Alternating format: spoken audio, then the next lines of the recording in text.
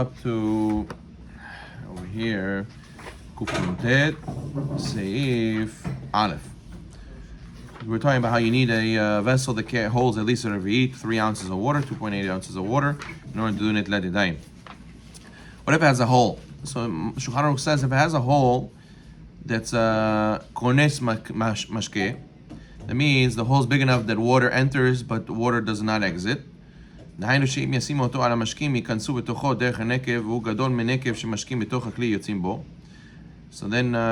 sorry, it's a hole that water can come in, and definitely water can come out. So that makes it batel torat kli, says Shulchan Aruch. That's it. It's nullified from the status of vessel. Small hole? Yeah, small hole that water can come in from outside.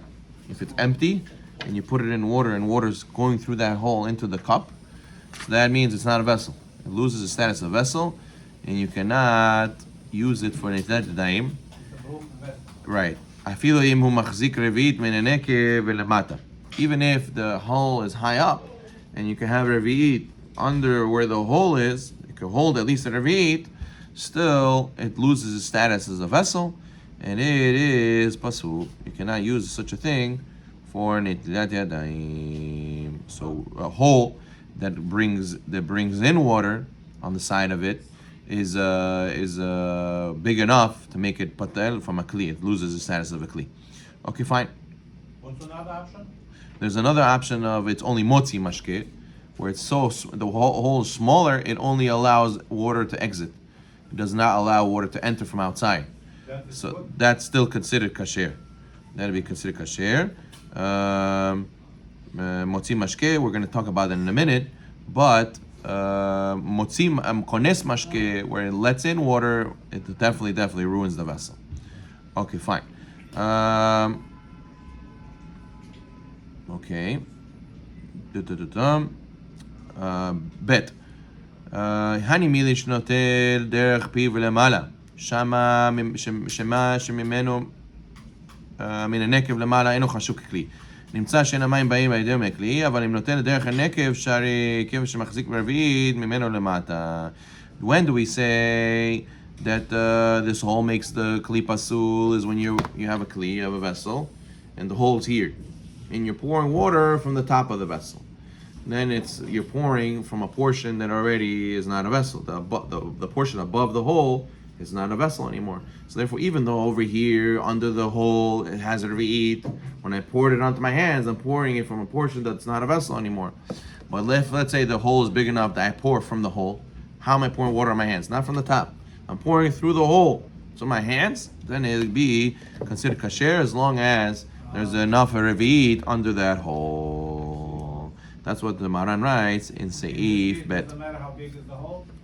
Yeah, because even if the hole is huge, at the end of the day, the part under the hole has the status of a kli because it holds a revi'it. Okay, fine. Good. That's that. Okay, fine.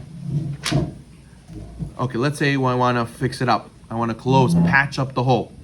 So the Chabra says, "Klish nekev satam nekev." A vessel that had a hole, you closed up the hole. If you use the same material that the kli is made out of, right? Let's say it's metal, and you put more metal, or it was pottery, you put a pottery, right? So then it works, and it's considered as if there was never a hole, right? Right. But let's say it's pottery over there. If you don't have another vessel, then you're only allowed to use it because pottery usually it's hard to put back together. It's not considered fixed really, but technically it still could use Nitlat Yadayim. But metal for sure, if you add more metal to close it up, it'll be mutar. Okay, let's say you have a kli that broke. You have a big vessel and it broke, but a part of it could still hold a revi'it. And I want to use it used to be part of a bigger vessel, and it broke, and now I'm using a part of the part of that bigger vessel to hold water and to pour myself in Nitlat Yadayim. From the letter of the law, it is mutar to use it for Nitlat Yadayim. Okay, so we see the importance of having a vessel. Okay, the vessel has to stand up straight, right? כלי שמחזיק רביעית סומכים אותו ולא יסמכו ישפכו המים, אינו כלי. A vessel that doesn't stand upright if you don't hold it up. Let's say it doesn't have a way to stand. It just, if you put water in it and hold it, it'll keep the water. But if you let it go, it'll fall down. All the water will spill. This is not a kli. This is not a kli Shulchan Aruch for nitlat yadayim. Therefore, if you have a big barrel that doesn't have a way to stand up, it holds so much water. Still, it cannot stand on its own. It's going to be considered not a vessel, and it's not kasher pasul for netilat yadayim. Okay, good.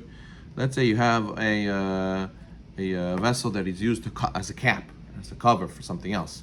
It says Halacha, a vessel that you use to cover other vessels, and it holds the revi'it without you having to hold it up. It can sit by itself on the table holding a revi'it. It's kasher for netilat yadayim. See, if the vessel is enough water, but it doesn't stand by itself. No good. But we don't have other choice. And our goal is to save Halacha.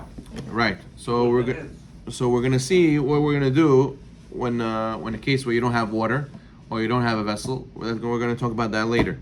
But this halacha is regards to, let's say you have a choice. You could try to look for a different vessel. Then you shouldn't use this one because it doesn't stand on its own. But we're going to see what to do. There's a way to eat even without nitlat yadayim if you don't have water or you don't have a vessel. We're going to see that halachot soon.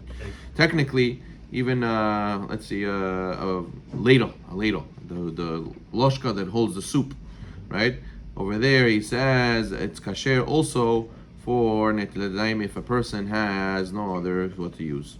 I thought like there's something that you're using to like pour, like for example something that's like a lid on it, but you can't like pour it out or something. Sorry, what you want to use at the vessel that what? It has like what is this, like the nose of that thing called? Like, A spout? A spout? Spout, yeah. So Yes. it has a spout, and it's used to like pour out the water like that. You can't use it. So you're saying the mouth is small. It's wide and then it becomes small. Yeah. You want to know if you can use that for nitlat yadayim. Yeah, because I remember in Shiur they told me you can't use that. We're gonna get to that's the next. That's in a few steps. But yeah, we're gonna speak about that. We're gonna speak also. We'll go to it now. It's in Kuf Samech Bet. It talks about people sometimes they want to use water bottles. So if you want to use a water bottle, you're stuck somewhere. You want to use a water bottle for nitlat yadayim. That also has it's wide, but then it's a small mouth at the top. So you're allowed to do that. Are you allowed to use that? So let's see if you dial it over here. So let's go to see if you dial it. You dial it. It says like this.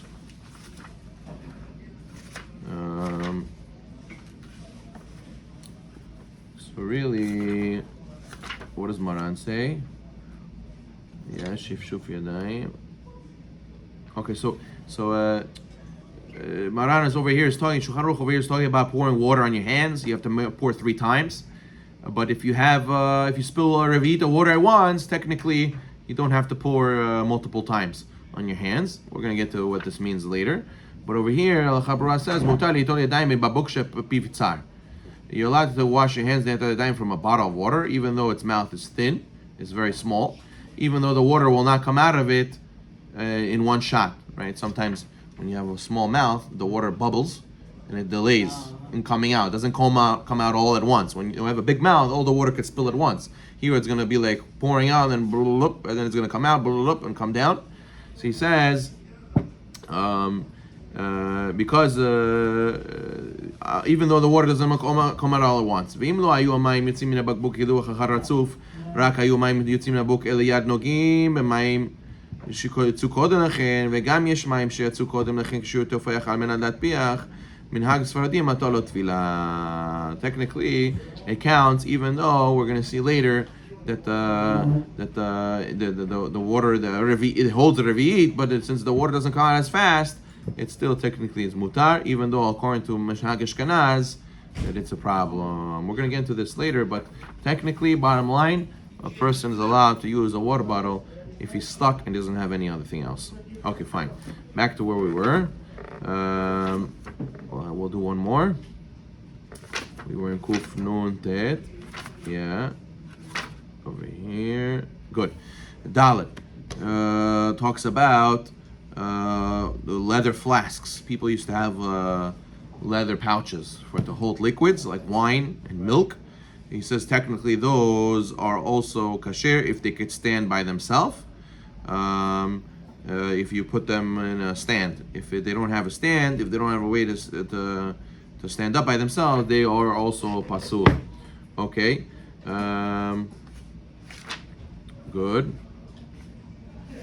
Yeah. לא ייתן מים לחברו בחופניו שנותני אלא מן הכלי. Yes, that's a question. Yeah. This vessel that is steam, why would we allowed to hold milk in it? It's not meat and milk? Oh, that's a very good question. And they come up, they have the discussion a lot. They used to do this. They used to take cow stomach because it has an enzyme inside. They put the milk in there and they mix cheese. So the whole discussion about if it's allowed or not, many people used to wait till it was dry. One option is if it becomes dry and hard, so then it loses its status as meat because it becomes so dried out, it loses all its taste. If you put water and milk, it again will become soft. Right, but the poskim say over there that first of all you have to use a kosher animal stomach. A lot of times it's not kosher animal stomach, and also they used to say it's batel. If it's not enough taste, there's more milk than the taste that it would give, then you could say batel. But there's a whole discussion of ma'amid. At the end of the day, it affected the milk by making it into cheese. So maybe you can't say that it's gonna be batel, because once you influence and affect something so much, right, and it helped to curd the whole way the milk into cheese. So then you cannot say it's batel. So it becomes a discussion of the poskim, and eventually they switched from using cow stomachs to using other sources like chemical and organic enzymes to make it into cheese. But that used to be standard in the world. That's how they used to make cheese, by putting it into cow stomachs. But there is an issue, might be an issue of putting it into meat and milk. Yes. Okay, good. What we're up to, one more halacha. You cannot wash hands from somebody else's hands. Let's say somebody holds water and puts it on your hands. That doesn't work. It has to be a vessel. Fine. Good. You need the person pouring the water. You need to take the vessel and you need to use your hand to pour the water. Let's say you have tinor. Let's say you have a spout. A spout is a vessel. It's a pipe, and a pipe is shooting out water. And you put your hands over under the water. So that says Shulchan Aruch does not count for minitilat yadayim because there's no koach of a person, right? So even if you have a long pipe and someone poured the water from there, and it goes down, and all the way here, and it comes out on this side, and you wash your hands here, doesn't count because it's considered that the spout, the vessels were poured it, and not the person's hand. And now, however, if a person put his hands right there where the guy poured it, so then and he put it in front of the place where he poured it, it would have worked. But since it's too far away, so it doesn't consider it have koach noten. That's why we're going to speak about next time sink. If you're allowed to, let's say you don't have a vessel, you want to put your hands in the sink like this, as a confident at the time, that we'll discuss tomorrow. Baruch Olam. Amen.